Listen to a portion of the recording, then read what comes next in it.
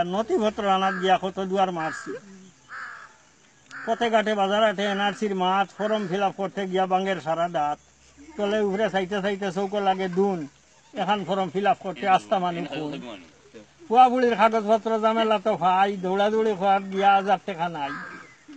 নাজিম বেটায় ঠেলা চালায় মানুষের খেটা, বউয়ে কয় বার করো বাপ দাদার ডেটা।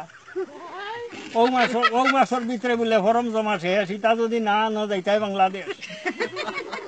আম খাটলো ডেটা থাকে, নাজিম নিয়ে কয় বাপ দাদার ডেটা আনতাম, বুঝলাম না বিষয়। ডেটা না গোটা আনতায় খরগে কথা জানে, ভানছেই তোর বাড়িতে গেলে শুনবাই নিজর খানে। প্রেম করি যারা করছেন খিসালতির বিয়া, লেঞ্জে গুফরে কর ফরম বরাত গিয়া। এই কই নলা হইতো, তাই কই হলা, এক সমান ফটো হইতো খর বাজু দলা।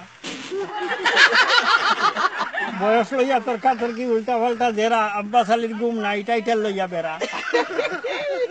কয়দিন বাদে বাদে গরিব গুড়ার সাজা, কম্পিউটারের দোকান যেতে হেরখানো তাজা।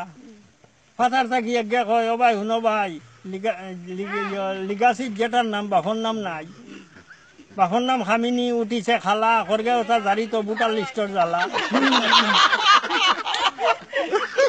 লিগাসিত মূল নাম বয়সের নাই মিল, এফিডেভিট করার গেলে দরা লাগে উকিল।